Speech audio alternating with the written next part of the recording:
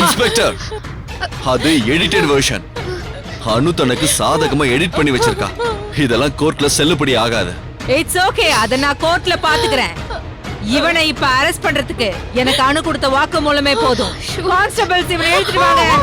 Inspector வேண்டாம் வேண்டாம் inspector, தயவு செஞ்சு நான் சொல்றதை கேளுங்க. அவன் எந்த தப்பு பண்ணல இன்ஸ்பெக்டர். ப்ளீஸ் இன்ஸ்பெக்டர், நான் உங்களை கெஞ்சி கேக்குறேன் இன்ஸ்பெக்டர்.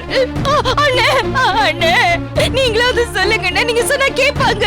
அண்ணே, நம்ம அஸ்வினை அரெஸ்ட் பண்ணாங்கன்னா நம்ம குடும்பத்துக்குள்ள எந்த உறவுமே இல்லாம போயிடும். அண்ணே அண்ணே, அத்தை சொல்லுங்க.